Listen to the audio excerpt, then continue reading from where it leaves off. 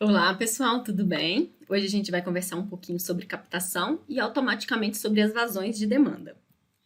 A captação pode ser entendida como um conjunto de estruturas e dispositivos construídos ou montados junto a um manancial para que a gente consiga retirar a água desse manancial e destinar a um sistema de abastecimento de água. Essa definição vem da NBR 12.213 e é basicamente a que a gente utiliza. Então, captação é aquele serviço de retirar a água do manancial e levar para um sistema de abastecimento. Normalmente, a gente retira do manancial e leva para um sistema de tratamento de água, para em sequência para um sistema de distribuição de água. Quais que são os objetivos da captação? Primeiro, garantir a entrada de água para o sistema de abastecimento em quantidades suficientes à requisitada, a demanda que eu tenho da população, que varia de acordo com a época do ano, a localização, o tamanho da cidade, o desenvolvimento econômico, o desenvolvimento social que eu tenho daquela comunidade, vai mudar essa demanda que a gente tem. Eu quero também assegurar, tanto quanto possível, a melhor qualidade da água do manancial a ser utilizado. Eu tenho o objetivo de oferecer para a população uma água que seja potável.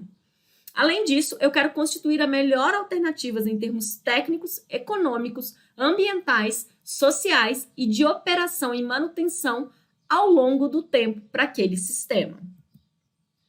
Como mananciais, a gente pode entender as águas superficiais, rios, córregos, lagos, reservatórios, que a gente vai ter regulamentado pela resolução do CONAMA 357 de 2005, e as águas subterrâneas, regulamentada pela resolução do CONAMA 396 de 2008. E aí, as águas subterrâneas a gente divide em aquíferos freáticos e aquíferos artesianos. Para a gente poder dimensionar o sistema de tratamento de água, de captação, de distribuição de água, a gente precisa entender que ele depende de alguns fatores, como, por exemplo, o consumo médio por habitante, que é esse que eu comentei agora há pouco, que depende da cidade, depende do desenvolvimento econômico, do tamanho, do hábito da população, da região geográfica onde está inserida. Depende do número de habitantes que eu vou ter, né? Porque se eu falo em um consumo por habitantes, o consumo total do sistema depende do número total de habitantes. Depende também das variações de demanda. Então, a gente não usa água na mesma quantidade o dia todo, todos os dias do ano. A gente tem um consumo muito mais intenso, por exemplo, num dia extremamente quente às 2 da tarde, do que num dia extremamente frio às 2 da madrugada. Então, a variação da demanda também vai influenciar o meu dimensionamento. Além do que, a gente pode ter outros consumos na área de estudo, consumos industriais, consumos institucionais, comerciais, que também vão interferir no quanto eu vou precisar fornecer de água. Essa tabela, ela oferece para a gente uma relação do consumo per capita baseado no tamanho da população.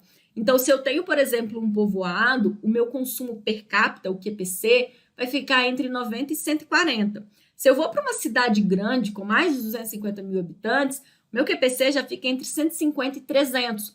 Por quê? Porque numa cidade grande eu tenho muito mais recursos e muito mais equipamentos que vão demandar o uso da água do que em um pequeno povoado. Então, essa variação de consumo acontece, por exemplo, pelo porte, mas acontece também pelo desenvolvimento econômico, pelo clima e por outros fatores que eu já mencionei.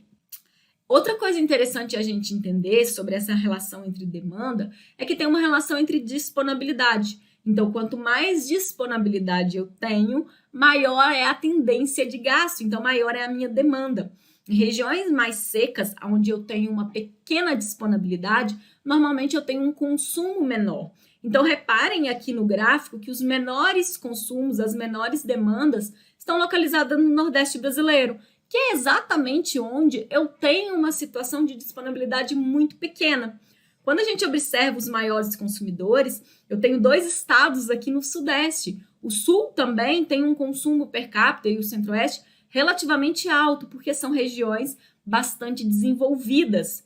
Quando a gente vai para o Norte, tem aquela relação da disponibilidade. Então, olha, apesar de não ser uma região super desenvolvida, eu tenho uma grande disponibilidade, o que faz com que a minha demanda também seja maior do que em um lugar onde eu tenho pequena disponibilidade.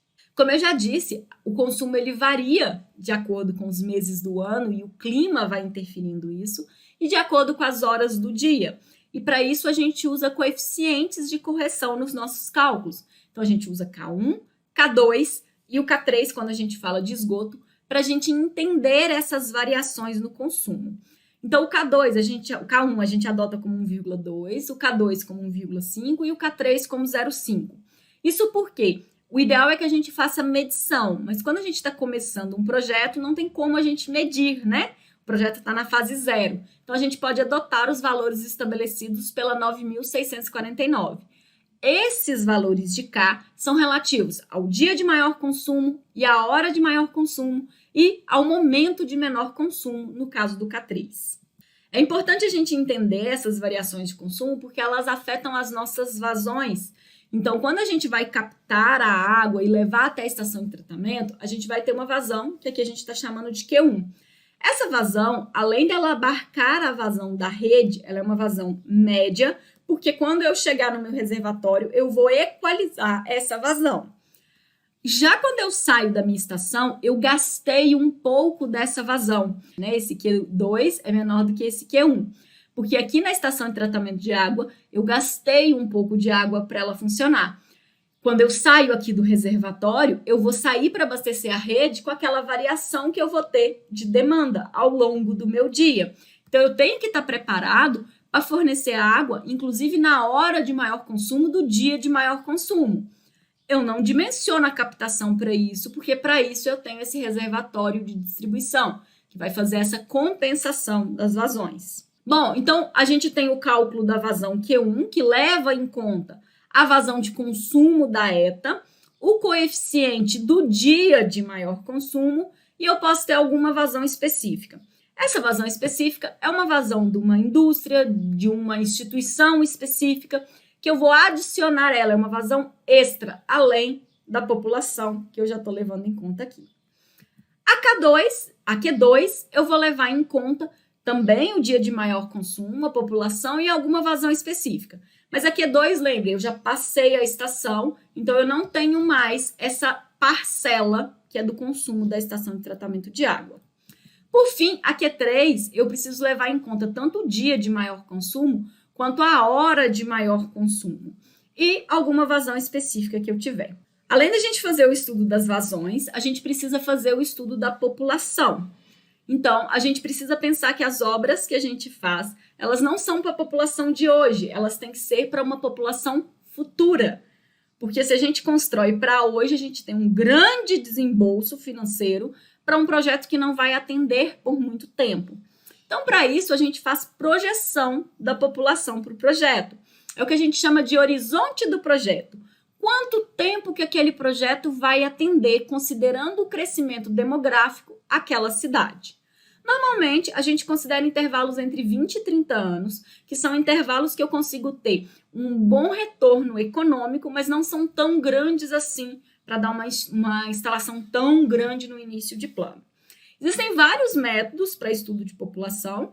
Aqui nos exemplos que a gente vai abordar, a gente vai usar esse método, que basicamente eu falo que população final é igual à população inicial, que é uma constante, a taxa de crescimento elevado ao horizonte de projetos.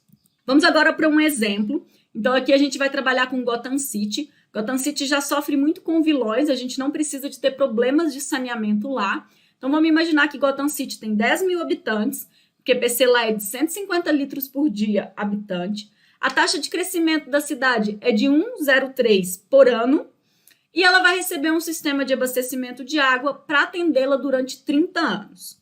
A ETA que a gente vai elaborar vai ter um consumo de 3% da vazão. Pede-se no exercício que a gente determine as vazões de demanda, Q1, Q2 e Q3. A gente sabe que a gente precisa dessas vazões para início e final de plano. Então, vamos primeiro para início de plano. Para início de plano, a gente vai calcular Q1 usando a fórmula. Então, K1 é igual a 1,2. A população dada no exercício era de 10 mil. O Qzinho aqui é o QPC de 150. 86.400 está aqui para converter unidade. No exercício não foi dada uma vazão específica, então ela é igual a 0. E o consumo da ETA é de 3%. Então, eu quero acrescentar nessa vazão 3%, por isso que eu estou multiplicando por 1,03. Substituindo os valores, a gente acha Q1 igual a 21,45. Fazendo o Q2, então, K1 igual a 1,2, população igual a 10 mil, QPC igual a 150, sem dados sobre vazão específica, acho Q2 com 20,83. Fazendo Q3, então agora eu tenho K1 igual a 1,2, K2 igual a 1,5, população de 10 mil e QPC de 150. Mais uma vez, sem vazão específica, acho uma vazão de início de plano Q3 igual a 31,25. Ótimo, agora vamos ver como é que vão ser essas vazões no final de plano. Para a gente poder saber isso, o primeiro passo é calcular a vazão de final de plano. Para isso, a gente vai usar essa fórmula. Então, nela, a população inicial, 10 mil, dado por exercício, 1, constante, mais a taxa de crescimento. Então, a taxa de crescimento é de 1,03. 1,03 dividido por 100 dá 100,103, elevado ao horizonte de projeto, que foi dado como 30 anos. Substituindo os valores, a gente acha 13.600 habitantes. Importante ressaltar, gente, que não existe número quebrado, não existe fração para habitante. Não tem jeito de eu ter 13.599,4 habitantes. Habitantes são pessoas, não existe 0,4 pessoas. E a gente sempre arredonda para cima para ficar a favor da segurança no caso de população. Vamos repetir o mesmo cálculo, calculando Q1, Q2 e Q3. A única diferença do que nós fizemos de início de plano é que essa população de Q1, Q2 e Q3 agora é a população de 13.600, que é a população final de plano. Substituindo os valores, a gente acha Q1 como 29,18, Q2 como 28,33 e Q3 como 42,50. Gostaria de agradecer a atenção de vocês, espero que tenha sido útil essa explicação e que vocês possam empregar o que a gente discutiu. Até breve!